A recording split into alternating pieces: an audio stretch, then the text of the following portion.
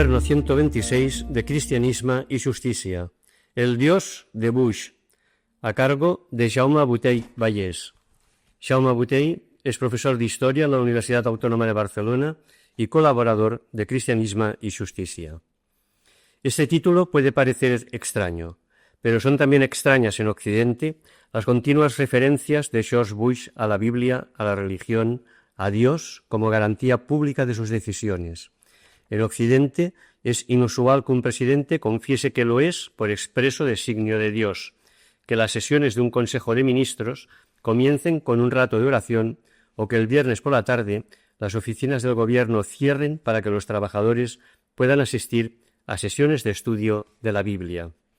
El discurso religioso, siempre presente en la vida pública norteamericana, a pesar de la separación de poderes establecida por la Constitución después de la independencia en 1776, se ha incrementado en los últimos años y a menudo, ha explicado el mismo presidente, este discurso ha sido la razón última de las decisiones de la actual administración republicana.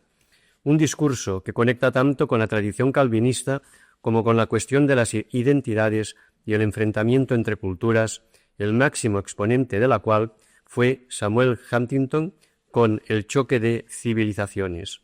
Tanto Huntington como el clásico El final de la historia de Fukuyama fundamentan sus tesis indemostrables en una especie de categorización religiosa de los pueblos, etnias y culturas en función del modelo occidental y norteamericano, al cual se considera que se tienen que parecer todas las culturas.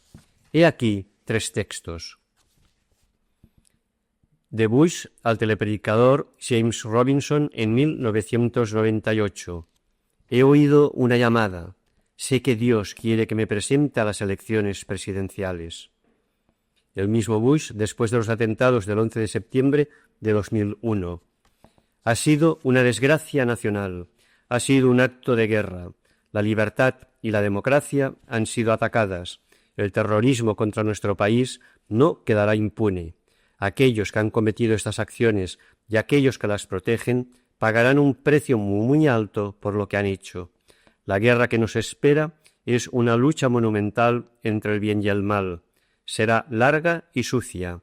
Aquellos que nos han atacado han elegido su propia destrucción. O se está con nosotros o con el terrorismo. Dios está con nosotros. Dios bendiga a América. Bush ante los militares destinados en Afganistán el 21 de noviembre de 2001. Aquel que no está con nosotros está contra nosotros. Sabemos que Dios no es neutral.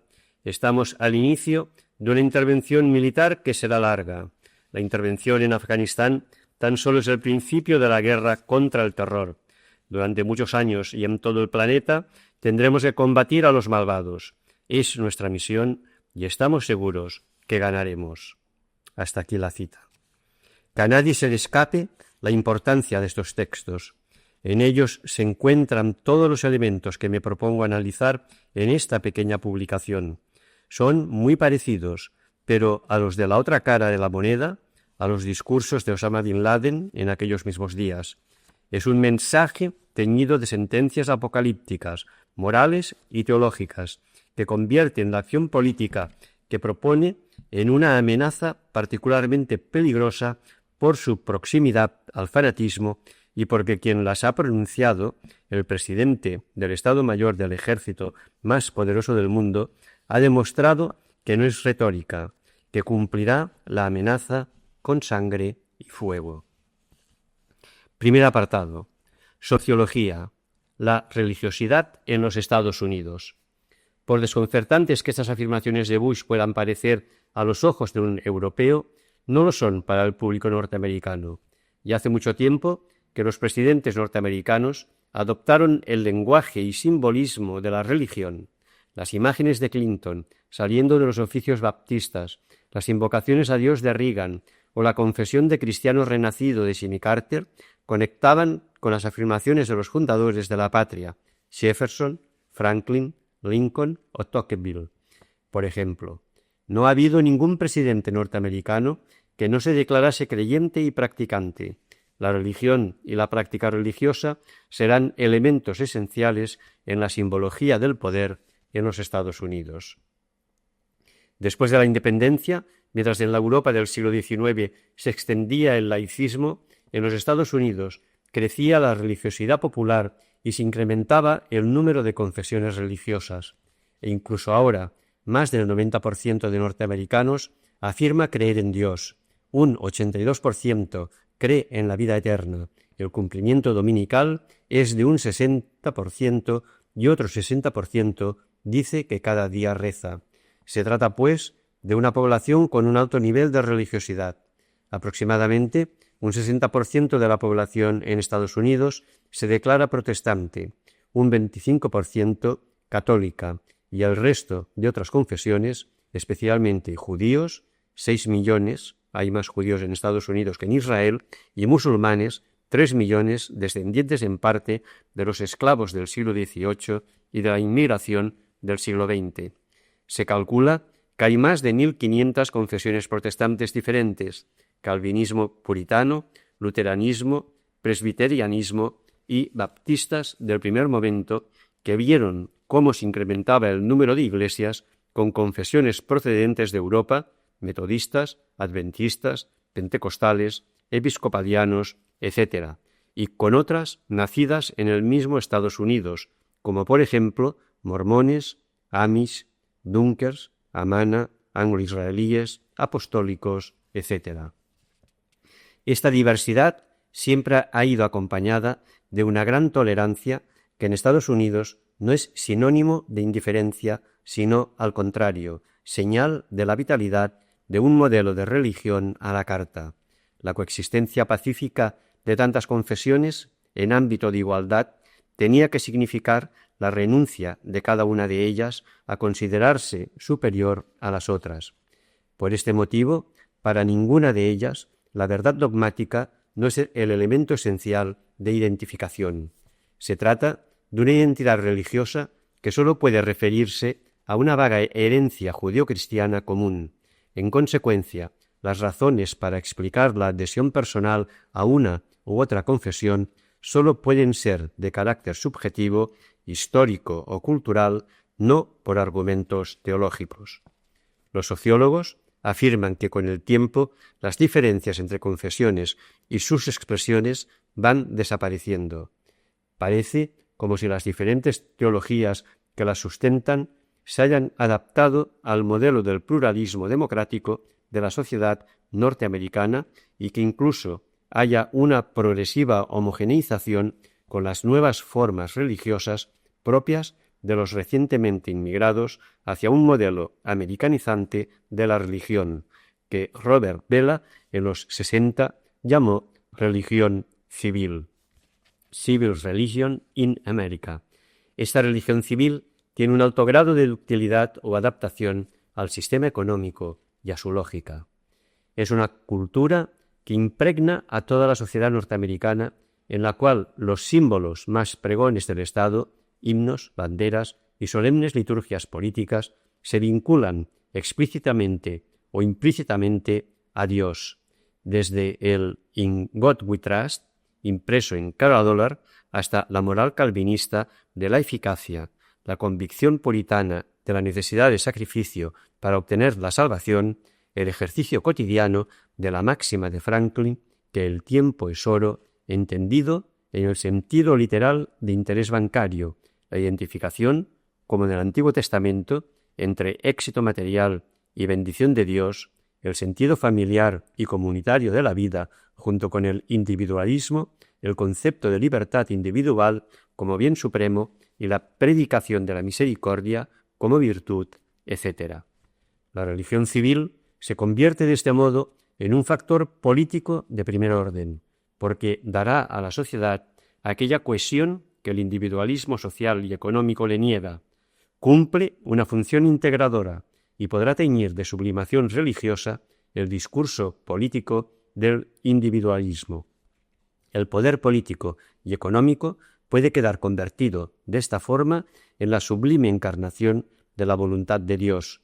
Por este motivo, aunque la Constitución de 1787 consagra la separación entre Estado e Iglesia o iglesias, el gobierno de Estados Unidos utiliza un lenguaje cercano a la teología elaborado por expertos teólogos laicos.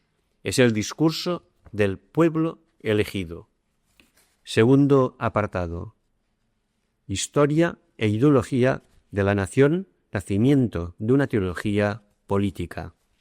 En el año 1845, el periodista John O'Sullivan inventa la expresión destino manifiesto para justificar la anexión de México y el imperialismo de Estados Unidos, expresión que hará fortuna porque conecta con el sentimiento del pueblo elegido que tenían los padres fundadores de la patria y que hoy perdura con más fuerza que nunca.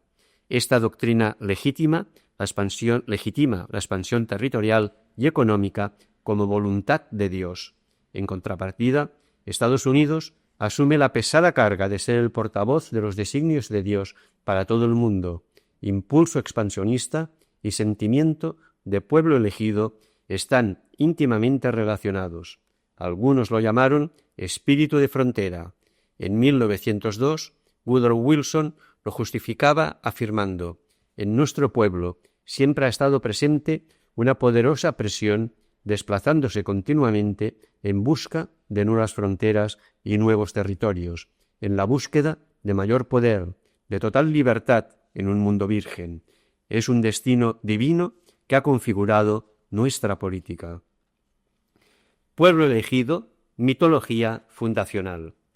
Los primeros pobladores de Estados Unidos procedentes de Inglaterra y Escocia hacen suya la metáfora de Israel, pueblo de Dios. Se trata de una de las metáforas más potentes de la historia, que se encuentra en las raíces del judaísmo, cristianismo e islamismo y que ha configurado la cosmología de cada una de estas tres grandes culturas. Los pioneros procedentes de Europa la interiorizan de tal forma que es un implícito siempre presente en el imaginario colectivo de la población. Elia Kazan lo describe magistralmente en América, en la figura del pobre Stavros, el griego que quiere huir de la opresión turca. Estados Unidos es el nuevo Israel de Dios.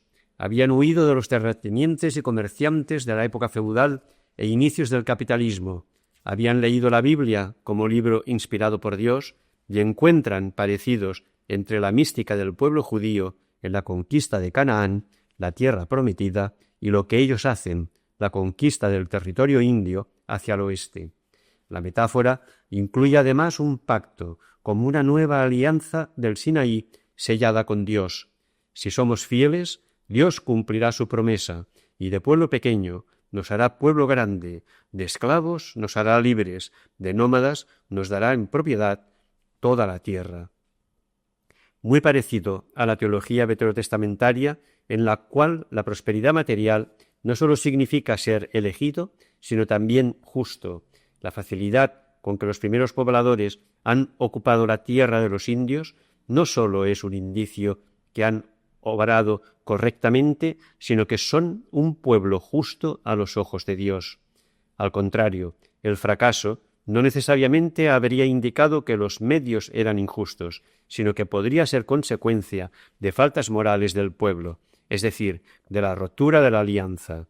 Solo después de corregir las faltas podrán restablecer las relaciones con Dios. Esto funciona también en las relaciones internacionales. Este pueblo tiene confiada una gran misión. John Adams, el segundo presidente, consideraba que Estados Unidos tendría la misión de liberar a toda la humanidad. Benjamin Franklin creía que la providencia había designado a Estados Unidos un lugar de honor en la lucha por la dignidad humana. Samuel Cooper afirmaba que Estados Unidos tenía que cumplir la misión providencial de transformar la humanidad en sede de libertad. Albert Beveridge, senador de Indiana en 1900, decía: Dios preparó al pueblo norteamericano para ser maestros y organizadores del mundo, para instituir el orden donde reina el caos. Dios ha designado al pueblo norteamericano como nación elegida para iniciar la regeneración del mundo. John Ashcroft, actual fiscal general y secretario de Justicia, el 8 de mayo de 1999, al recibir un diploma de la ultraderechista Universidad Bob Jones, conocida por impulsar políticas de segregación racial, declaraba: «Única entre las naciones, Estados Unidos ha reconocido la fuente de nuestro carácter como divina y eterna, no cívica o temporal, y como hemos entendido que nuestra fuente es eterna, los Estados Unidos somos diferentes. No tenemos otro rey que Jesús». Con expresiones como pueblo elegido, nación querida, representante de Dios en la tierra y portavoz de su mensaje entre los hombres, Estados Unidos se sitúa más cerca de Dios que cualquier otro país. No puede haber nadie entre Dios y Estados Unidos. No solo puede jugar un papel único de intermediarios entre Dios y el resto de pueblos, sino que tiene obligación de hacerlo. Es el instrumento de Dios, el Mesías Salvador. Como dice Johann Galtung, tiene la obligación mesiánica de asumir aspectos divinos de omnipotencia, omnisciencia y de bondad y misericordia infinitas. Para hacerlo necesitará dinero, poder e información. Querrá decir que es por voluntad divina, que tiene obligación de ser la nación más poderosa económicamente y militarmente del mundo, y es también, por mandato de Dios, que debe tener el servicio de inteligencia más eficaz del mundo. Se trata de un mesianismo vigoroso. Estados Unidos no está en igualdad de condiciones con los otros países. Solo Estados Unidos tiene derecho a poseer el arma final y a tener información ilimitada y por todos los medios. Mesianismo. El papel sagrado de Mesías que Estados Unidos ha de cumplir le obliga a saberlo todo y a ejercer el castigo donde haga falta para liberar a la gente de las garras del mal. Si existe un único Dios y los Estados Unidos son su representante, es lógico que exista un único o principal enemigo de Dios contra el cual los Estados Unidos tienen que luchar. Si hay un pueblo elegido, una nación santa, estados de salvación, en definitiva, un eje del bien, es lógico que exista un pueblo maldito, una nación malvada, estados de perdición, en definitiva, un eje del mal. En términos teológicos, estamos hablando de salvación o perdición, de gracia o pecado, en términos económicos, de prosperidad o pobreza. Para cumplir la voluntad de Dios y conseguir el triunfo final del bien, Estados Unidos tiene que ser intransigente con el mal. Hay que destruirlo como a un peligro contagioso. Será una lucha universal y hasta la victoria final. Si el país malvado reconoce el pecado, hay que extirpar para siempre, por común acuerdo o por la fuerza, toda raíz del mal, como hacía en la Edad Media la Inquisición con el acusado en el caso que confesase.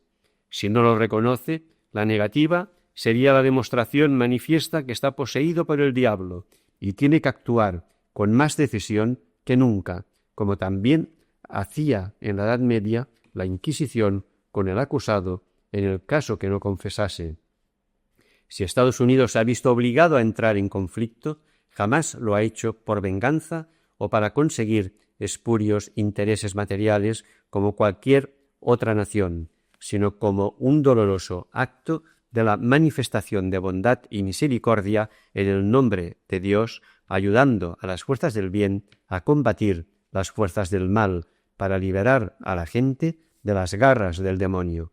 Por esta máxima responsabilidad cuasi divina, Estados Unidos puede verse obligado a actuar a menudo en solitario. Este hecho puede provocar desconfianzas en las otras naciones, las cuales exigen acuerdos, diálogo o el funcionamiento de los organismos multilaterales de decisión, pero Estados Unidos solo tiene que dar explicaciones a Dios. ¿Cuál es el mensaje divino que Estados Unidos tiene obligación de transmitir a todo el mundo en tanto que pueblo elegido? ¿Qué es el bien y qué es el mal? ¿Qué frontera pone entre el eje del bien y el eje del mal? Bien será todo aquello que se acerque al modelo de vida norteamericano y mal todo aquello que se separe. Serán considerados eje del bien aquellos países que reconozcan la bondad intrínseca de los principios económicos, políticos y culturales de los Estados Unidos y su papel de supremo interlocutor con Dios y eje del mal las naciones que no reconozcan este papel o no acepten estos principios. Brevemente, se consideran eje del bien los que acepten tres elementos centrales. Primero, en economía, el mercado como única posibilidad. Segundo, en política, la democracia formal de las elecciones. Y tercero, en cultura, el modelo de cultura americana, incluida la religión. Será eje del mal aquel pueblo o Estado que rechace estos tres principios. Durante muchos años, en la Guerra Fría, el comunismo y la Unión Soviética han sido la encarnación del mal. Esta ideología siempre ha estado viva en la derecha de Estados Unidos y se ha retomado con fuerza por el Partido Republicano y en especial durante las presidencias de Reagan, de George Bush padre y con el actual George Bush.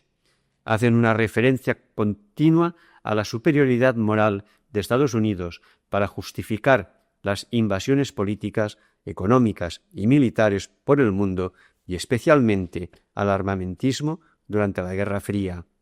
Pat Buchanan, ultraconservador y frustrado candidato presidencial por el Partido Republicano en 1992 y en 1996, asegura: «Nuestra cultura es superior porque nuestra religión es el cristianismo, y el cristianismo es la verdad, y la verdad hace libres a los hombres». Y aquí, por ejemplo, el discurso de Reagan en Orlando, Florida, el 8 de marzo de 1983, en la Asamblea Nacional de Evangélicos. Son ellos, los comunistas, el verdadero foco del mal en el mundo, los que consideran la carrera armamentística como un malentendido o los que no saben leer en los hechos de la historia la penetración del imperio del mal, se apartan de la lucha entre la verdad y el error, entre el bien y el mal. El pecado está presente en el mundo y en la Escritura el mismo Señor Jesús nos ha encomendado que nos opongamos con todas nuestras fuerzas. Nuestra nación también tiene una herencia de mal que tenemos que purificar, porque la gloria de nuestra tierra ha sido la capacidad que hemos tenido para superar los males morales de nuestro pasado. Caído aquel enemigo, hacía falta conceptualizar otro ante el imaginario colectivo que fuese suficientemente potente para polarizar la opinión interior de Estados Unidos y la opinión exterior. Y la ocasión la ofreció el 11 de septiembre de 2001 y el ataque a las Torres Gemelas. A partir de aquel momento, el terrorismo internacional como fenómeno difuso, identificado con el mundo árabe, y aquellos que Estados Unidos, según su omnisciente criterio, considere que están directamente o indirectamente implicados, serán llamados eje del mal. Y el gobierno de Estados Unidos considera que por mandato de Dios tiene obligación de aplastarlos. Los judíos y el Estado de Israel están de acuerdo con esta nueva personificación del mal, pero, obviamente, no pueden estar de acuerdo los musulmanes ni los países musulmanes. El Dios de Bush tiene un fuerte componente antimusulmán. Sin embargo, incluso antes del 11 de septiembre de 2001, la doctrina del papel hegemónico que por voluntad de Dios tenían que ocupar en el mundo los Estados Unidos se había formulado en el Proyecto para el Nuevo Siglo de Estados Unidos, PNAC, correspondientes a las siglas de The Project for the New American Century, fundado en 1997 por un grupo de estrategas neoconservadores ante la deriva de la política exterior y de defensa de Estados Unidos, con la finalidad de concentrar esfuerzos para preparar el nuevo liderazgo mundial de Estados Unidos, y reclama una nueva política reaganista de fortaleza militar y rearme moral. La declaración está firmada por Dick Cheney, Jeb Bush, Donald Rumsfeld, Paul Wolfowitz y Scooter Libby. En resumen, la propuesta es el intervencionismo militar directo y unilateral, con el único objetivo de hacer irreversible la hegemonía norteamericana en el mundo. Un año después del 11 de septiembre, La propuesta del PNAC quedó consagrada en el documento de la nueva doctrina de seguridad nacional presentada por Bush el 20 de septiembre de 2002. Fue la proclamación oficial del unilateralismo que desde el PNAC habían ido construyendo, junto con los anteriores, Robert Kagan, Richard Perle y Condoleezza Rice. El documento de unas 20 páginas se puede resumir en 4 puntos. Primero, Estados Unidos autootorga el derecho a definir quién es terrorista. Será considerado terrorista aquella organización o Estado que atente contra los intereses de Estados Unidos en cualquier lugar del mundo o ponga en peligro el suministro de las materias primas esenciales como el petróleo, gas, uranio y agua. Segundo, Estados Unidos tiene el armamento más poderoso del mundo y con mayor capacidad mortífera. Es el único país que tiene derecho a tenerlo. Cualquier país o grupo de países que pretendan equipararse serán igualmente considerados terroristas. Tercero, Estados Unidos se someterá a las decisiones de los organismos multilaterales de decisión cuando considere que estas decisiones están de acuerdo con sus intereses. En caso contrario, Estados Unidos se considera con el derecho y con el deber de actuar por su cuenta y unilateralmente. Y cuarto, Estados Unidos se considera con el derecho de juzgar a los otros no según los hechos, sino según la presuposición de las intenciones. Esta actuación se considerará actuación en legítima defensa, aunque no haya habido ataque previo.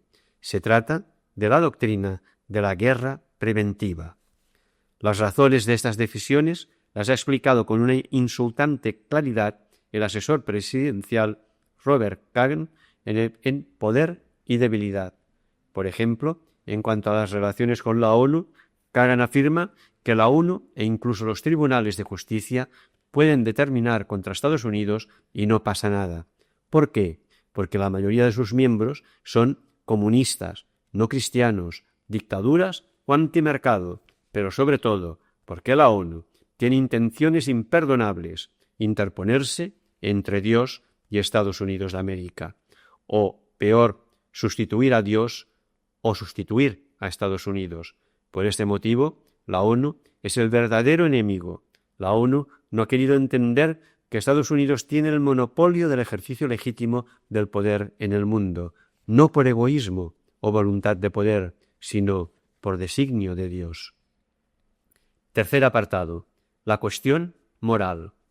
Los padres de los Estados Unidos fundaron la patria hablando de sociedad nueva, de hombre nuevo, de filantropía, de caridad, de hijos también de la libertad, igualdad y fraternidad de la Ilustración. Estos últimos fueron en definitiva los eslóganes y punto de partida de la independencia en 1776, que en Europa quedaron consagrados a finales del siglo XVIII. Tocqueville habla de libertad, de democracia, de la defensa de los derechos individuales, de las nuevas formas de representación política.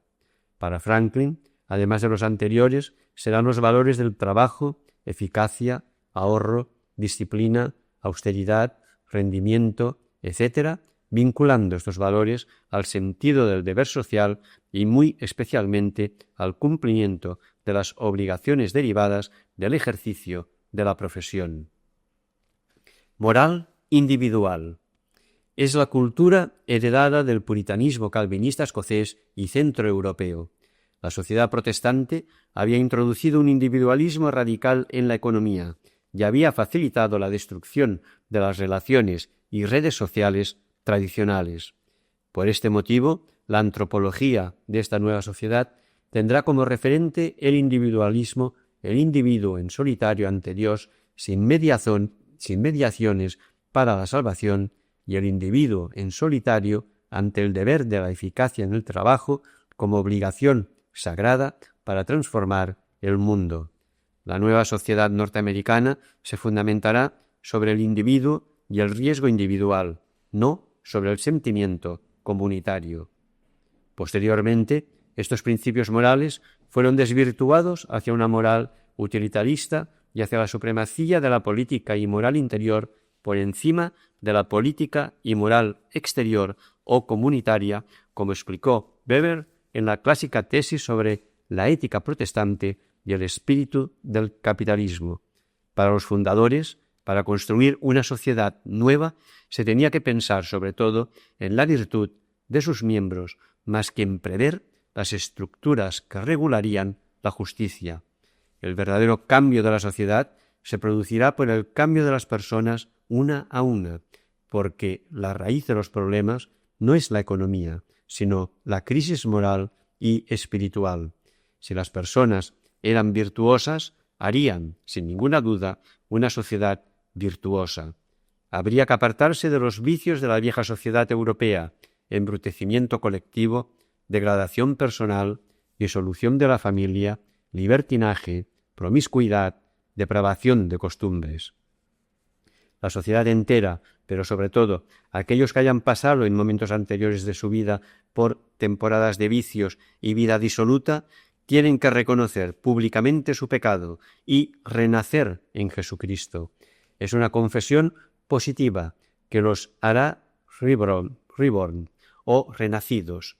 Habrán recibido una revelación personal de Dios y serán para siempre testimonios de la bondad de Jesús que salva a pecadores. El expresidente Jimmy Carter se consideraba un renacido, y también Bush, que ha explicado reiteradamente que Jesús en persona lo salvó del alcoholismo. A principios del siglo XX, un grupo de profesores de teología de Princeton, bajo la dirección de Lyman Stewart, publican una pequeña colección de 12 libritos bajo el nombre genérico de Fundamentals, A Testimony of the Trust, con la propuesta de un cristianismo extremadamente riguroso y dogmáticamente cerrado frente a la luz de modernidad que consideraban que caía sobre Estados Unidos. El término fundamentalista surge de allí. El movimiento se ve con simpatía sobre todo por los miembros del Partido Republicano. Proclamaban una interpretación literal de la Biblia frente a los primeros intentos de interpretarla por el elemental método de los géneros literarios. Se llamaron creacionistas porque lucharon contra la teoría evolutiva. Si Darwin tenía razón, podríamos ser considerados iguales a las monas. Exigían formas de vida integristas, la represión de la vida sexual hacia márgenes muy estrictos y siempre en el ámbito de la privacidad, e impulsaron la prohibición del alcohol en la época de Al Capone, entre otras. Así, organizaciones como Liga de América, Cruzada Cristiana, Cruzada Anticomunista Cristiana o los protestantes blancos angloparlantes, White Anglo-Saxon Protestant, WASP, grupo nacido ya a mitad del siglo XIX, en 1865, y antecedente del Ku Klux Klan, pretendían representar los valores que tenían que ser considerados respetables para todo norteamericano, dispuestos a defenderlos incluso con amenazas y las armas.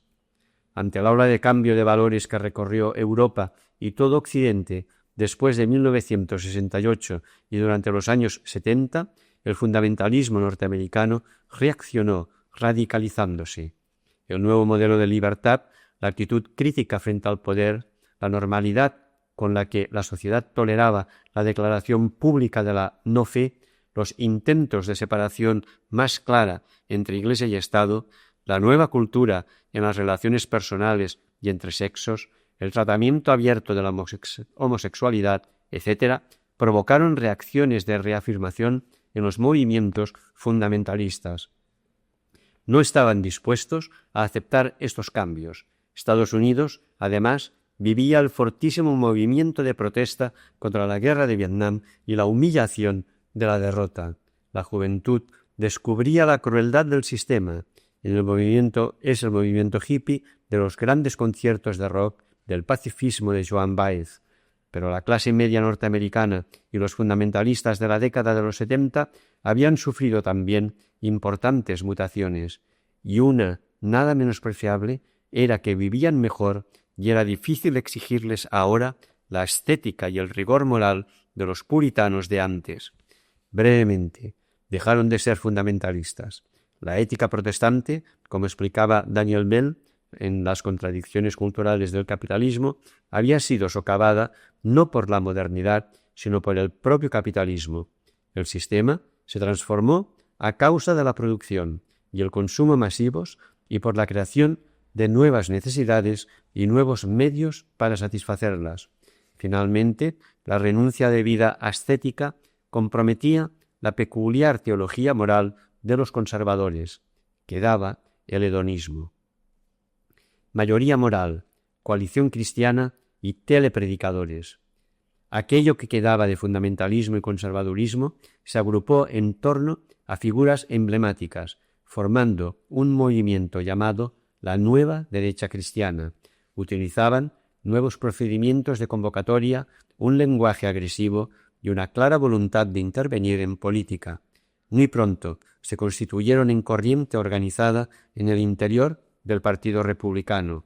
Jerry Falwell, conocido predicador fundamentalista de Virginia, fundó una organización llamada Mayoría Moral. Estados Unidos está en declive, decía, porque había dado la espalda a los valores morales y religiosos que habían hecho fuerte a esta nación. Se trataba de retornar a los valores originarios y hacía falta, por tanto, intervenir en política. Disponiendo de una enorme cantidad de dinero, se promulgaron campañas de agitación moral y política con mítines, documentación y, sobre todo, con nuevos programas de televisión de extraordinaria resonancia en los que se presentaba a los que no compartían sus ideas como enemigos de la familia, de la religión, de Estados Unidos y de Dios. Fue el origen de los llamados telepredicadores. Consiguieron que el tema religioso fuese tema de programa electoral durante la campaña que llevó a Reagan, su candidato republicano, a la presidencia. Falwell fue sustituido por Pat Robertson, pentecostalista, el más conocido de los telepredicadores, quien deja de utilizar los canales comerciales de televisión y funda su propia cadena, la CBN, Christian Broadcasting Network, rebautizada después con el nombre de Canal de la Familia. En 1989 fundó Coalición Cristiana, la más conocida de las organizaciones ultraconservadoras y con una gran influencia dentro del Partido Republicano. El propio Pat Robertson se presentó en la nominación de presidente en 1988. Pat Buchanan lo fue para las elecciones del 1992 y muchos de la actual administración de Bush forman parte de ella. A diferencia de otras organizaciones parecidas, el objetivo de Coalición Cristiana era presionar a los partidos para adoptar las posturas morales de la derecha conservadora, aunque a menudo la lucha por la moralidad escondía intereses no tan nobles. Por ejemplo, el asedio informativo al que fue sometido Clinton a causa de un desafortunado asunto de su vida privada tenía mucho que ver con intereses del Partido Republicano. A James Baker, republicano, de Moral Majority, se lo sorprendió en una situación parecida y no pasó nada. Detrás de la denuncia contra Clinton se encontraban Cheney, Rumsfeld, quienes exigían un modelo de política internacional diferente y, sobre todo, el incremento de presupuesto militar y el rearme. Recordemos, pero, que el empuje creciente del neoconservadurismo es un fenómeno que afecta a todo el mundo y a todas las religiones, desde la escisión de Lefebvre en el catolicismo hasta Khomeini. El hombre moderno tuvo la inútil pretensión de buscar la fundamentación universal de la moral en la razón y ahora sufre las consecuencias. El conservador responsabiliza la modernidad del relativismo en los valores, rechaza la sociedad moderna, su funcionalismo y los cambios en los valores tradicionales de la moral.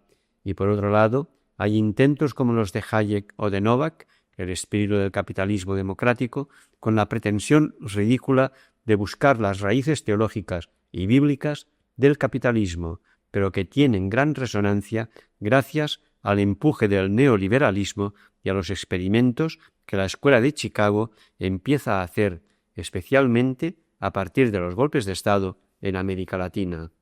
En Estados Unidos, la ultraderecha recupera el mito fundacional de nación elegida y el mesianismo para renacer en política y en religión. En política, para justificar el unilateralismo en las relaciones internacionales y el militarismo como estrategia, y en religión, con el objetivo de recuperar la primacía pública de su cultura y eliminar los obstáculos que los años de separación constitucional Iglesia-Estado han introducido. Como afirmaba hace poco Vidal Beneito en Integrismo político en Estados Unidos, es la reacción ante la ausencia de valores del laicismo o ante los valores introducidos subrepticiamente por otras culturas y que pueden poner en peligro no solo la identidad religiosa, sino la identidad política. Para el integrismo, las dos, la identidad religiosa y la política, están inseparablemente unidas, alimentándose mutuamente. Véase también Amin Maalouf en Identidades asesinas. El programa es muy sencillo: retorno de la religión a la escuela, protección de la familia, lucha encarnizada contra el divorcio, el aborto y la homosexualidad, demonización de las feministas, de la New Age y de todo movimiento progresista como un castigo de Dios. Permítaseme citar algunos textos limitándome a los dos predicadores citados anteriormente. De Pat Robertson en el Club 700. Las guerras de exterminio han perturbado a mucha gente porque no saben lo que estaba pasando. La gente de la tierra de Palestina era muy malvada. Se habían abandonado a la idolatría, sacrificaban a sus hijos, tenían todo tipo de prácticas sexuales abominables, estaban teniendo relaciones aparentemente con animales, estaban teniendo sexo hombres con hombres y mujeres con mujeres, estaban cometiendo adulterio, fornicación, adoraban ídolos, dándoles a sus hijos como ofrenda, y estaban abandonando a Dios. Dios les dijo a los israelitas que los mataran a todos, a los hombres, mujeres y niños, para destruirlos. Y eso parece algo terrible de hacer. ¿Lo es o no? Bueno, asumamos que hubiera 2000 de ellos o 10.000 viviendo en esa tierra o cualquier otra cantidad. No tengo el número exacto. Tomemos un número. Dios dijo: mátenlos a todos. Bueno, eso parecería duro, ¿no? Serían 10.000 personas que probablemente irían al infierno. Pero si se quedaran allí y se reprodujeran, en 30 o 40 o 50 o 60 o 100 años más, podrían concebiblemente ser 10.000 que se irían a 100.000, 100.000, a 1.000.000, y luego habría 1.000.000 de personas que tendrían que pasar la eternidad en el infierno. Y es mucho más misericordioso quitar a unos pocos que ver en el futuro, 100 años más tarde, y decir: bien, tengo que borrar a 1.000.000 de personas que estarían separadas de Dios por siempre, porque la abominación estaba allí como una enfermedad contagiosa. Dios vio que no había cura para ella, no iban a cambiar, sus corazones no iban a cambiar, y lo único que harían sería causar problemas a los israelitas y alejar a los israelitas de Dios y evitar que la verdad de Dios alcanzara la tierra. Así que Dios, en su amor, quitó a un pequeño número para no tener que quitar a un gran número más tarde. También de Pat Robertson en The New World Order. Nunca habrá paz en el mundo hasta que la casa de Dios y el pueblo de Dios reciban su recto lugar de liderazgo en la cima del mundo. ¿Cómo puede haber paz cuando borrachos, traficantes de drogas, comunistas, ateos, adoradores de Satán de la nueva era, humanistas seculares, dictadores opresivos, cambiadores de moneda ambiciosos, asesinos revolucionarios, adúlteros y homosexuales están en la cima? Carta de la campaña de recaudación de fondos de Pat Robertson, ex candidato presidencial norteamericano, presidente de la coalición cristiana, en The Washington Post. Dice así: la agenda feminista no se trata de iguales derechos para las mujeres, se trata de un movimiento socialista y antifamilia que alienta a las mujeres a dejar a sus esposos, matar a sus niños, practicar la brujería, destruir el capitalismo y hacerse lesbianas. de Sherry Falwell en 1993. El SIDA es la ira de un Dios justo contra los homosexuales. No solo es el castigo de Dios a los homosexuales, es el castigo de Dios a una sociedad que tolera a los homosexuales. Oponérsele sería como si un israelita saltase en el Mar Rojo para salvar a uno de los soldados del faraón. La predicación del oficio religioso en honor de los caídos el 11 de septiembre fue encargada al reverendo Billy Graham, que hizo un llamamiento al arrepentimiento de Estados Unidos. Dijo que si Estados Unidos quería volver a vivir bajo la protección del Dios de Israel, tenía que arrepentirse de sus pecados y seguir defendiendo el derecho del Estado de Israel a existir. Decía así: «Hemos pecado contra el Dios Todopoderoso en los estratos más altos de nuestro gobierno. Te hemos escupido en tu propia cara. La Suprema Corte te ha insultado una y otra vez. Señor, han expulsado tu palabra de las escuelas. En las escuelas del Estado han prohibido que los niños puedan levantar una plegaria antes de hacer un examen. Han expulsado todo lo que tiene que ver contigo de la mejor forma que han podido y varias organizaciones han venido a las Cortes a solicitar que se prohíba el conocimiento de Dios en la arena pública de Estados Unidos. Perdónanos». En aquella ceremonia religiosa del 13 de septiembre de 2001, en el momento de máxima emoción en Estados Unidos y en el mundo entero, Sherry Falwell pronunció las siguientes palabras: «Yo creo que los paganos, los abortistas, los feministas, los homosexuales y lesbianas, quienes están activamente tratando de hacer de sus prácticas un estilo de vida alternativo, además de la gente de la Unión de Libertades Civiles de América, ACLU, la gente de People for the American Way y todos aquellos que han tratado de secularizar a Estados Unidos, yo los señalo a la cara y les digo que ellos han ayudado a que todo esto, los atentados del 11 de septiembre, suceda. Habiendo expulsado a Dios del tapete público y habiendo expulsado a Dios de nuestras escuelas públicas, los abortistas tienen que cargar con una parte de la carga porque Dios no será burlado. Yo creo, como teólogo que soy, basado en muchísimas escrituras, que la ACLU y otras organizaciones han intentado secularizar a Estados Unidos y han alterado la relación de esta nación con Cristo en quien hemos sido fundados. Yo creo que ellos han creado un ambiente en el cual Dios ha permitido que el velo de su protección sea levantado. Cuarto apartado: el Dios de Bush. Hasta el momento he querido hablar del contexto y de la teología moral del fundamentalismo en Estados Unidos, no solo por exigencias de método, sino porque aquello que para los ojos europeos puede tener de extraordinario el caso Bush no es él como persona, sino que él mismo pueda considerarse líder y que la población pueda considerar que él, objeto de tantas burlas, represente sus aspiraciones y forma de pensar. Esto es lo que lo hace extraordinario y preocupante. Hay que tomar a Bush seriamente. Se trata de un diálogo, permitidme la butada, no en el sentido intelectual de la palabra, sino en un sentido mucho más importante, por la capacidad de personificar la metáfora fundacional y porque, quizás por su simplicidad, sintoniza con las mayorías.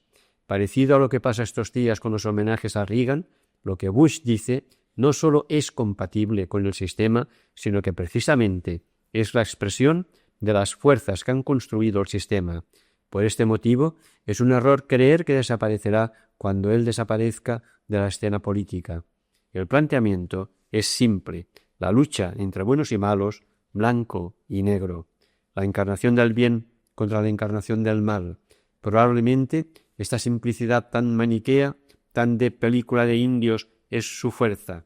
Se trata de polarizar las fuerzas sociales en un solo enemigo, ya que para los caracteres débiles o demasiado informados, saber que hay muchos enemigos puede inducir a dudas sobre la propia causa, y así, en cambio, todos los adversarios de los diferentes campos aparecen formando parte de una única categoría.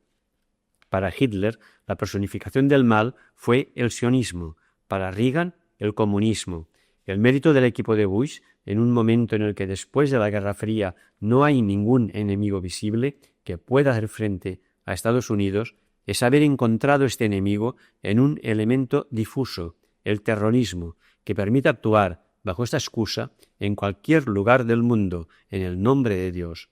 Este fue el regalo que recibió la administración Bush el 11 de septiembre de 2001. Modelo de darwinismo social. El individualismo extremo como propuesta económica y social convierte al pobre en responsable de su pobreza. No tiene presente ni las causas estructurales ni los condicionantes personales y, por tanto, despolitiza la economía y quita toda responsabilidad personal con relación a los efectos sociales perniciosos.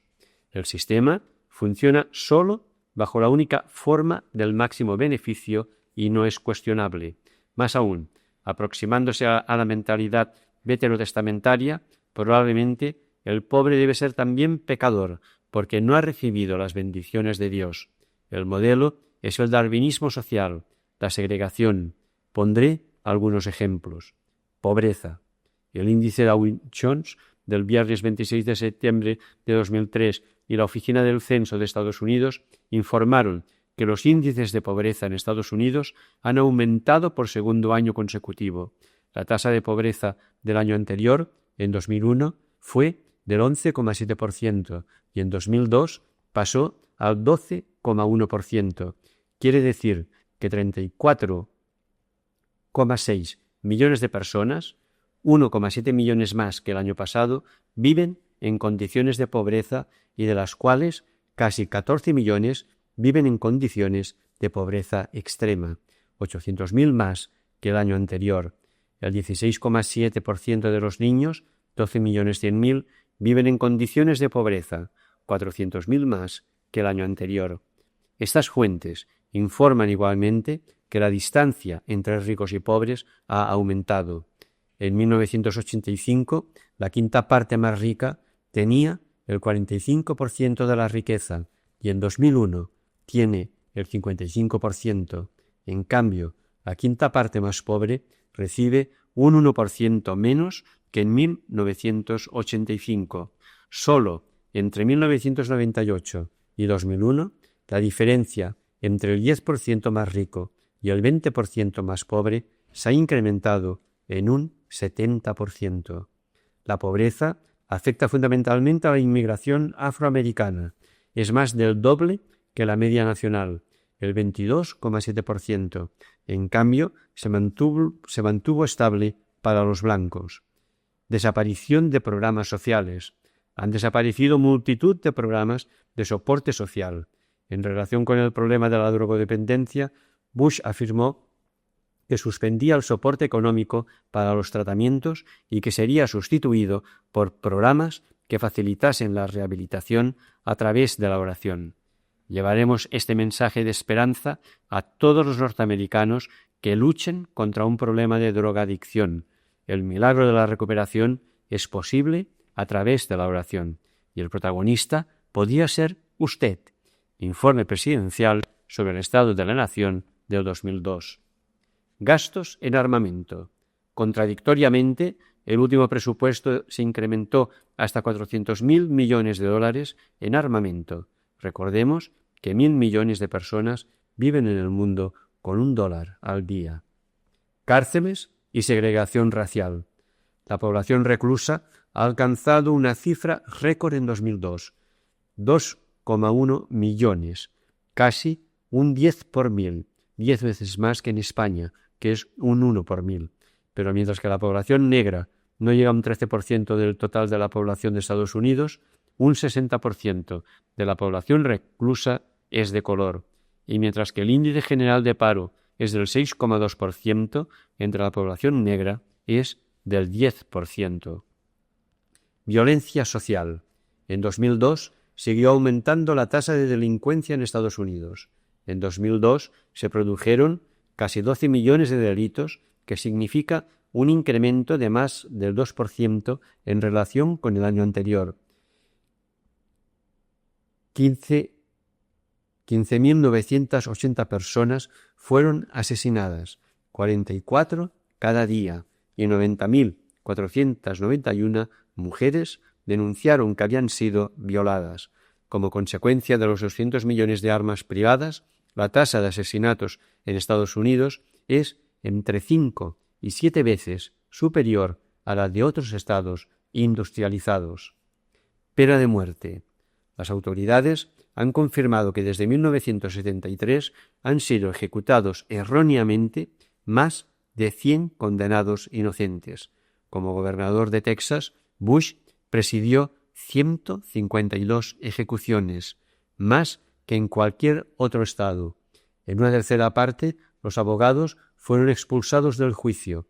En 40 casos, la condena se basó en un único testimonio, y en otros 30 casos, los fiscales presentaron testimonio psiquiátrico de expertos que jamás habían entrevistado al acusado. Incluso así, Bush ha reiterado que toda persona que bajo mi mandato en Texas fue ejecutada tuvo garantías totales de defensa. Todos tuvieron acceso a un juicio justo. También ha declarado que antes de cada ejecución se pasaba ratos rezando por la salvación eterna de aquel que iba a ser ejecutado. Estados Unidos es uno de los pocos países del mundo que impone la pena capital a adolescentes ya disminuidos psíquicos. Ha sido en Estados Unidos donde se han producido más de la mitad de estas ejecuciones durante los últimos 10 años.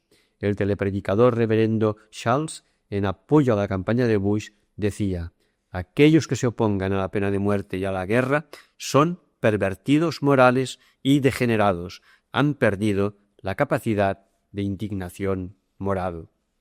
Medio ambiente. Negativa a firmar los acuerdos de Kioto. En el pensamiento de Bush, Dios ha colocado la naturaleza al servicio del hombre para que éste pueda hacer un uso inmediato y total. Árboles, animales, aire, agua, etc.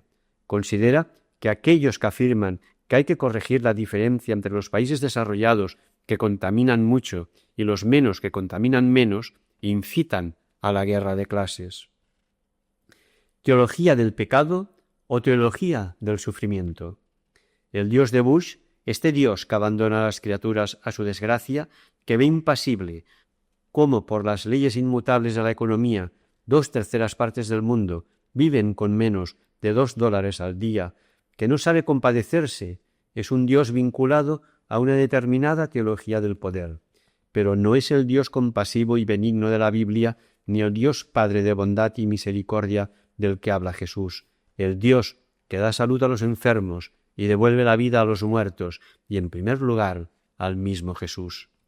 Este es el Dios que vivió Jesús y del cual la primera comunidad quedó tan conmocionada. Pero probablemente, de manera imperceptible, a partir del siglo IV, el cristianismo fue asumiendo como base de su visión del mundo la filosofía griega y el pensamiento jurídico del derecho romano, que piensa en el ser humano desde el poder. Fue perdiendo sensibilidad por el sufrimiento y adquirió mayor preocupación por la transgresión, por el pecado y los pecadores. Se pasó de una moral del dolor a una moral del pecado. La pregunta por Dios ante el dolor pasó a ser pregunta sobre la salvación del alma. El mensaje de Jesús, concebido desde la perspectiva de la víctima y entendido así por los primeros cristianos como un mensaje para la liberación de todo tipo de esclavitudes, se fue convirtiendo en un mensaje desde el poder del Dios que castiga con la muerte cualquier desviación. Dios podrá ser concebido como un Dios de muerte que conduce a Jesús hacia la muerte para expiar los pecados de todos, en lugar de un Dios de vida y de un Jesús que se somete a la muerte contra su voluntad para liberarnos del poder de toda ley de muerte. La salvación no se concibe como liberación, vida, esperanza, rebelión a favor de la vida, sino a partir de una teología que habla de sacrificio, muerte, pecado, culpa o castigo, que habla el lenguaje de Mel Gibson en la película La Pasión. Este Dios de muerte no tiene nada que ver con el sufrimiento en el mundo. No hay lugar, no es posible llamar o invocar a Dios. La humanidad, independiente de Dios, se ha hecho pecadora y arrastra las consecuencias del pecado. Dios queda subordinado a la libertad humana y la redención es pensada exclusivamente como redención del pecado. El problema del hambre y la sed de justicia como problema de Dios, es decir, el problema de la justicia de Dios, es sustituido por el problema antropológico de la culpa. De alguna forma, estas dos teologías se reflejan en las dos traducciones del Padre Nuestro. Perdonad nuestras deudas, así como nosotros perdonamos a nuestros deudores. Ha sido sustituida por perdonad nuestras culpas, así como nosotros perdonamos a los que nos han ofendido. La deuda, problema escatológico y social, ha sido sustituida por la culpa, problema antropológico y moral. También San Agustín da al pecado la máxima responsabilidad en la existencia del mal y el sufrimiento en el mundo. En gran parte es también el gran problema del fundamentalismo. Habiendo determinado que la causa del cambio social es exclusivamente la buena o mala voluntad humana, el fundamentalista convierte los hechos sociales en asuntos morales. Las cosas malas pasan porque hay personas malas que las han provocado. No se cree que las cosas malas pueden pasar porque el sistema es perverso. Parece como si la única forma de entender la acción política de Bush sea aceptar el dogma luterano y calvinista del pecado original y que la naturaleza humana es intrínsecamente corrupta, que la esfera política, en última instancia, está condicionada por la enemistad entre unos y otros y que vivimos en el mundo de Hobbes. Para el fundamentalismo, el sueño utópico del liberalismo, en el que los conflictos económicos tenían que quedar reducidos a controversia y la guerra eliminada, sería un mundo aburrido y triste, sin antítesis importantes que requiriesen sacrificios importantes, hechos heroicos, incluso de la entrega de la vida o la necesidad de competencia. De lo que se trata es de la lucha de unos contra otros. Teología del poder y del conflicto permanente. El Dios de Bush es un Dios que se expresa a través del poder y de la extensión continuada del poder como un intento de sueño de sacro imperio en la Edad Media. Se trata de un modelo cercano al totalitarismo. Comparte con Ariel Sharon, al que califica de hombre de paz, la idea del gran Israel y hace suya aquella frase de Napoleón que Dios está a favor de aquel que tiene los cañones, o la idea de Pat Robertson, que a pesar de invocar un cierto retorno a la teocracia, proclamaba: todos los medios de comunicación, de noticias, la televisión, las emisoras de radio, el cine, las artes, el gobierno, las empresas, las finanzas, serán nuestras. Dios los dará a su pueblo elegido. Tenemos que prepararnos para reinar en el mundo y gobernarlo juntamente con Jesucristo. Es un Dios que se expresa también a través de castigo, que aparece en la escena mundial en la forma de ejército americano y en la escena nacional en la forma de pena de muerte. En sus expresiones religiosas y políticas parece el paralelo occidental de aquel Dios rencoroso y vengativo de Jomeini. La actual administración republicana y Bush juegan el rol de sheriff, el que dicta justicia en la lucha entre el bien y el mal, considerándose el instrumento del castigo justo. Es un Dios que hace del dominio del mundo la razón de su presencia y, en consecuencia del conflicto permanente, una estrategia necesaria. Pero también Nietzsche reclamaba el conflicto como estrategia de progreso. El telepredicador Buster Dobbs, editor de la revista Fern Foundation, decía: la incapacidad o falta de voluntad para odiar hace irreversible a una persona. Si no odiamos las cosas detestables, la calidad de nuestro carácter es sospechosa. La Biblia manda que odiemos. Recuerdo la genealogía de la moral, un orden legal pensado como soberano y universal, pensado como medio para prevenir conflictos y cualquier lucha en general, sería un orden contrario a la vida, un agente de disolución y destrucción de la energía, el intento de asesinar el futuro del hombre, signo de asco, camino secreto hacia la nada. Hay una nueva reflexión política hoy en día, véase Carl Schmitt, que parece que regresemos a la vieja filosofía del poder por el poder sin muchos principios. palabras, estrategias, voluntad de poder y de sacralizar el poder que nos recuerdan tiempos que creíamos pasados, por ejemplo, los del nacionalsocialismo, con una misma teología del poder, la misma concepción mesiánica de pueblo elegido, la misma exigencia de expansionismo como espacio vital, la misma voluntad militarista, la misma demonización de un sector de la propia sociedad como encarnación del mal. Tras las llamadas de Bush a la paz, no es posible esconder la relación entre guerra, política, religión y naturaleza humana. Es el fundamentalismo. Si a la visión política y estratégica se añade la concepción de pueblo elegido, fácilmente se llegará a la justificación teológica de la guerra preventiva o a la posibilidad de plantearse, por ejemplo, atacar al mundo árabe como un acto de homenaje a Dios. Milenarismo, escatología, apocalipsis. El fundamentalismo religioso siempre ha estado vinculado al milenarismo y a la mentalidad apocalíptica del fin del mundo. Se alimenta de la literatura apocalíptica de la Biblia. Isaías, Ezequiel y Daniel se interpretan en el sentido literal. Yahvé luchando contra las fuerzas del caos, personificadas en Satanás.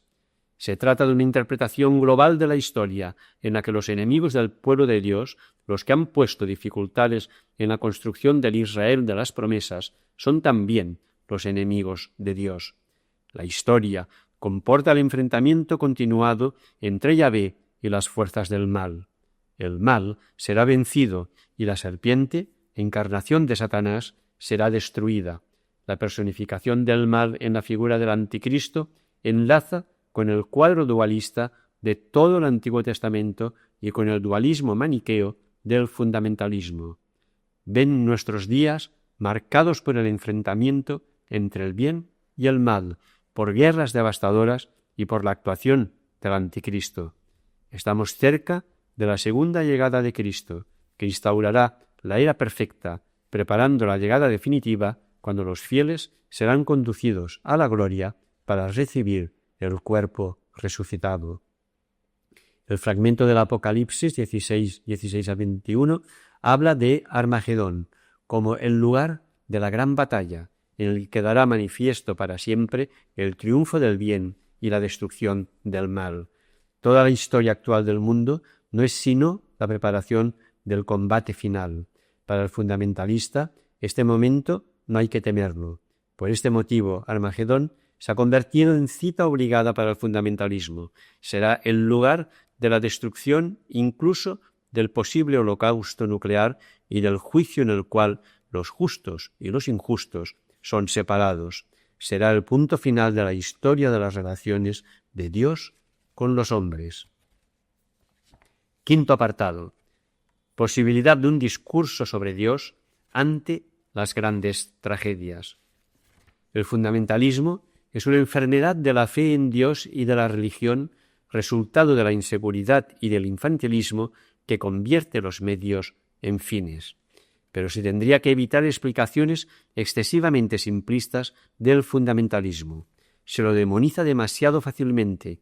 Se cree que nuestro análisis es el correcto y la visión fundamentalista es la equivocada. Nosotros somos los normales, por tanto ellos son los extraños. Aunque pueda parecer sorprendente, el fundamentalismo es coherente con la lógica de la tradición religiosa de la que procede. Las creencias religiosas nos abocan hacia el sentido de aquello incomprensible para la razón humana, hacia una especie de misterio imposible de explicar.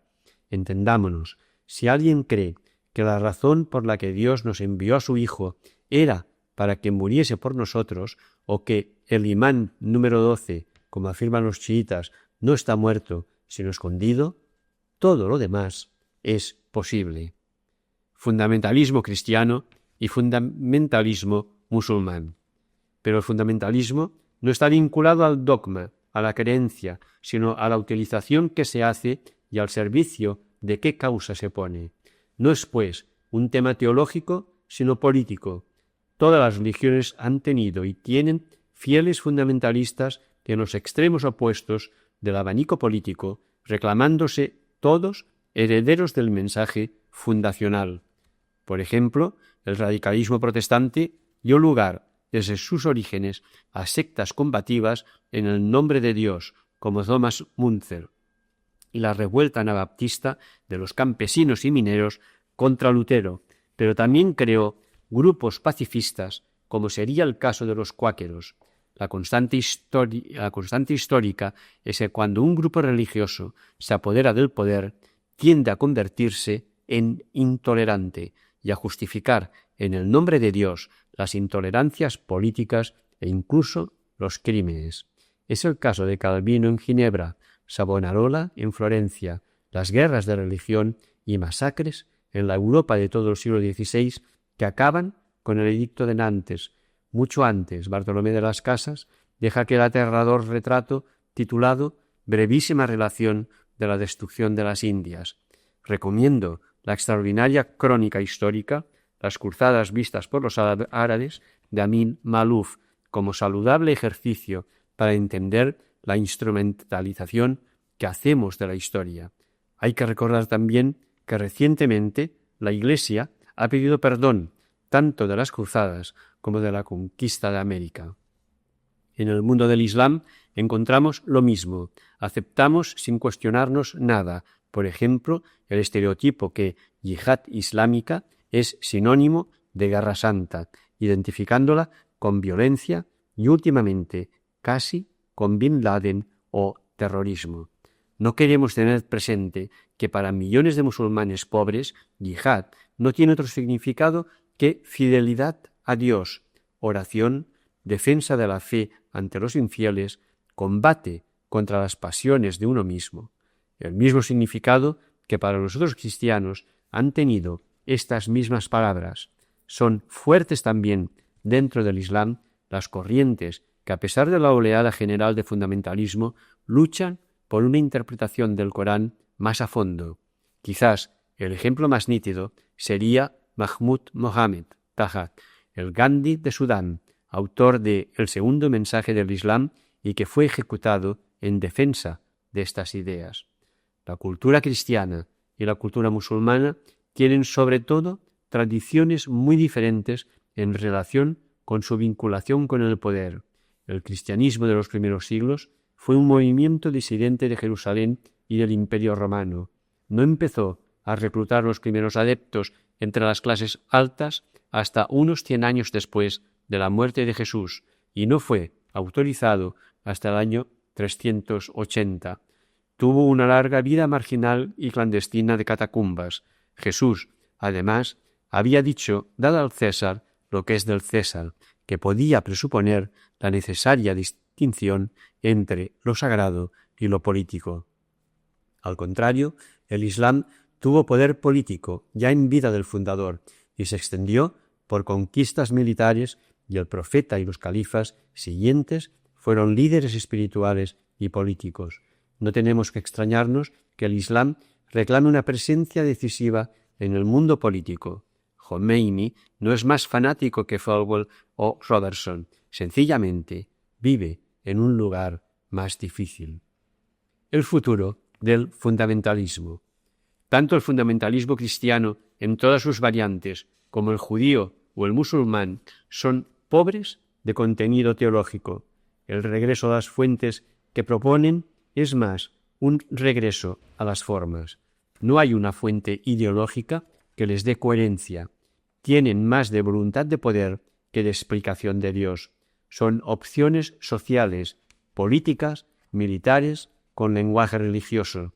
Por ejemplo, los sociólogos dicen también que en Estados Unidos las campañas para pedir las oraciones en la escuela o las cruzadas contra la pornografía o el alcohol en realidad son más un pretexto para consolidar una clase media con unas formas de vida de la buena sociedad diferente de las formas de los inmigrados o marginales que un interés real por la oración o por cuestiones morales. El fundamentalismo occidental no tiene posibilidades de perdurar porque no tiene respuestas a los graves problemas de la humanidad: paro, suficiencia alimentaria, deuda, desertización, etc. Y sobre todo porque la modernidad, el feminismo, la laicidad, los cambios en el modelo familiar, los nuevos modelos de relaciones afectivas la falta de austeridad son una amenaza para el fundamentalismo. Su batalla está perdida, ya que han tenido que argumentar sus costumbres sobre propuestas que ellos mismos rechazan en relación con el modelo de progreso, relaciones familiares, mundo laboral, etc.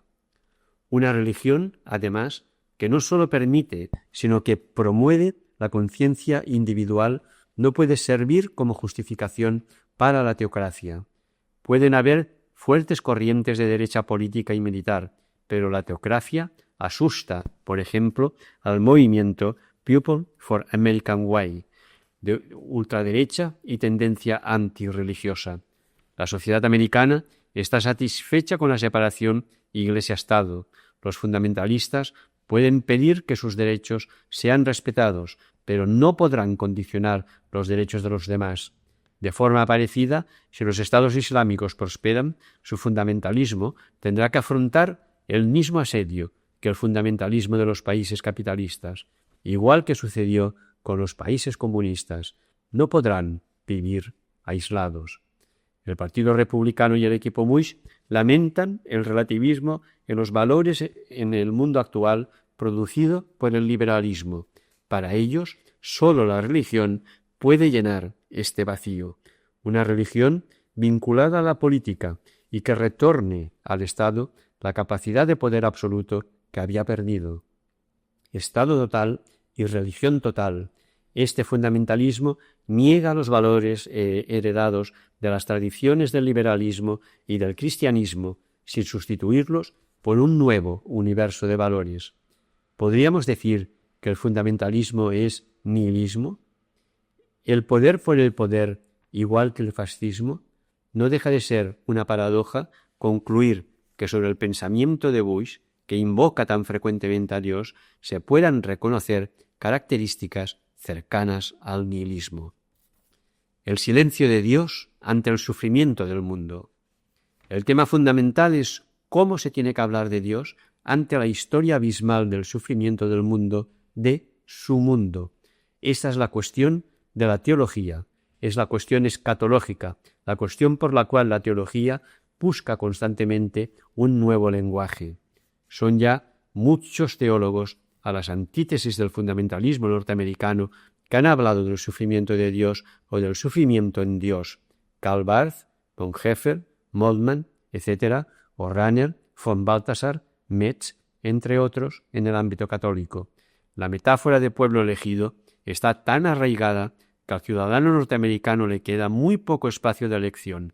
Incluso aquellos que no creen o se quieren distanciar no pueden hacer de su rechazo una bandera si no quieren caer en el ostracismo cultural, como sucede a algunos intelectuales conocidos entre nosotros: Chomsky, Petras, Susan Sontag, Naomi Klein.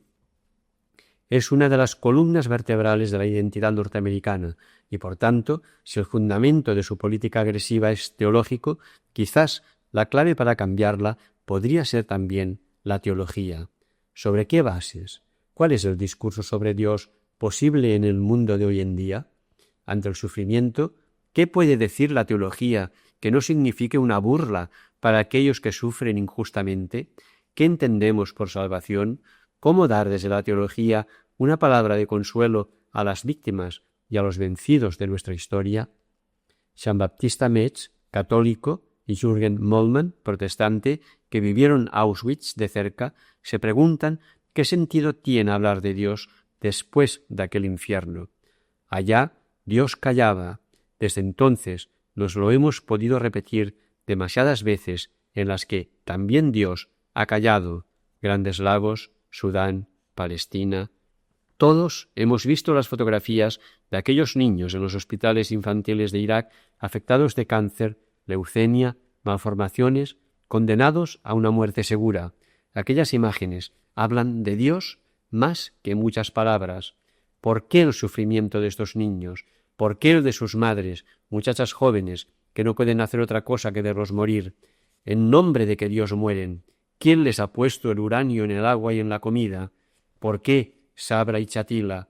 Más allá de la palabra terrorista, ¿qué sabíamos leer en la actitud de un chico o una chica que, cargados de explosivos, se hacen explotar en un restaurante de Jerusalén, el discurso sobre Dios o bien es el discurso sobre la visión y promesa de una gran justicia que afecta también a estos sufrimientos pasados, o bien es un hablar vacío, porque en definitiva la cuestión sobre Auschwitz o Irak no es sólo dónde estaba allí Dios, sino sobre todo dónde ha quedado el hombre, porque estos grandes desastres, fundamentalmente, lo que han hecho ha sido bajar drásticamente la frontera metafísica y moral del respeto entre los humanos.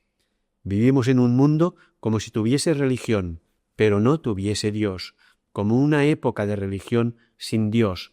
Mientras la religión hable solo de devoción y sentimientos y no se plantee el problema del sufrimiento humano, servirá solo para esconder la razón de ser fundamental de Dios, que es la salvación de la criatura. El pueblo de Israel fue una tierra escatológica, de clamores, una tierra de recuerdos y de esperanzas, como también lo fue la cristiandad primitiva. Las tradiciones del discurso sobre Dios conocen el grito del lamento, el grito de auxilio en el profetismo, en la literatura sapiencial, etc. Aquí se trata de la cuestión del sentido de Dios como la cuestión escatológica. La moral y la cultura en esta sociedad de tanta religión y de tanto silencio de Dios. La mirada inicial de Jesús no iba dirigida al pecado de los demás, sino al sufrimiento de los demás. Esta es la metáfora de todos, absolutamente todos los milagros, el paralítico, el cojo, el ciego, el leproso, el difunto. Al revés, para él, pecado era provocar el sufrimiento o negarse a participar en el sufrimiento de los demás. Desgraciadamente, el discurso cristiano fue tomando repetidamente los rasgos del poder, de manera que hasta el día de hoy hay la sospecha de ser la fuente legitimadora de algunos de los fundamentalismos políticos. En cambio, el discurso bíblico sobre Dios habla del Dios sensible al sufrimiento. Es un discurso que tiene siempre presente el sufrimiento, aunque no tenga respuesta. Es un discurso sobre Dios por el cual la historia no es la historia de los vencedores, sino sobre todo la historia del sufrimiento. Las tradiciones bíblicas no tratan primordialmente de una ética, sino de una escatología. No son, en primer lugar, un discurso sobre moral, sino de futuro y esperanza, que los asesinos, que los que roden la esperanza de los pueblos y de los pobres apelen a Dios, muestra hasta qué punto el discurso sobre Dios puede llegar a ser instrumentalizado y mezquino. Hemos hecho del olvido despiadado de las víctimas, la clave de la felicidad del vencedor.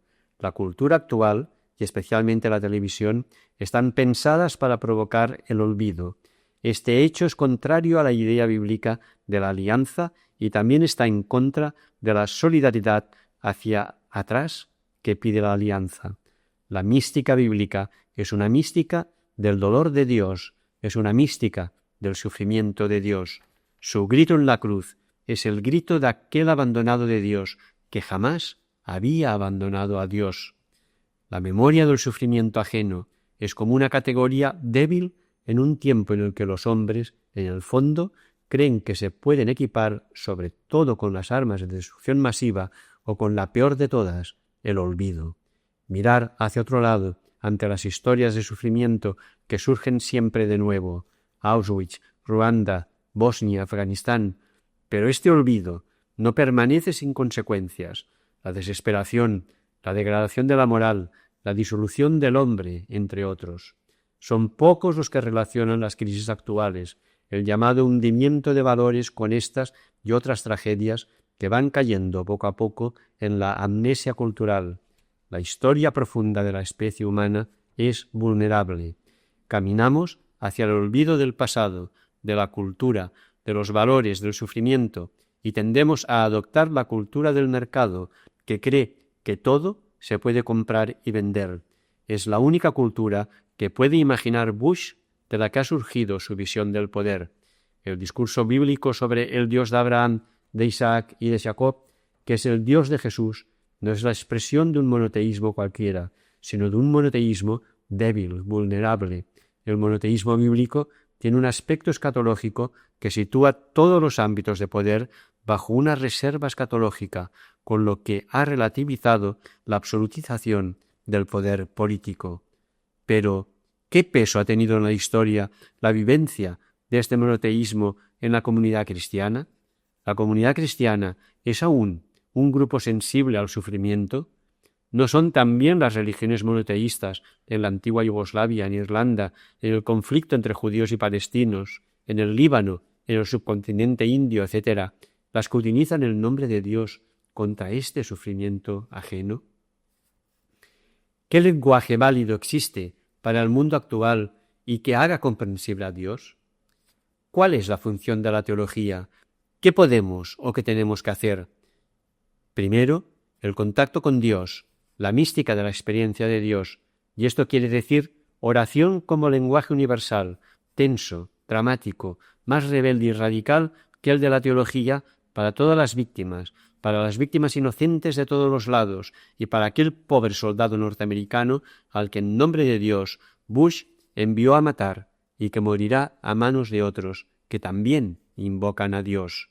Y segundo, el contacto con los pobres, la mística de la experiencia con el no ser de las víctimas, el compromiso sin paternalismos. Se trata de abandonar la mentalidad asistencial. El cristianismo, que quiere tener recuerdo del pasado, es una religión incómoda. Podríamos decir que no es religión, sino experiencia de Dios. No es suficiente la fantasía defensiva de un fundamentalismo y tradicionalismo cristiano. El cristiano tiene que ser progresivamente menos receptor y cada vez más sujeto del recuerdo de Dios. Hasta aquí el cuaderno 126 de Cristianisme y Justicia.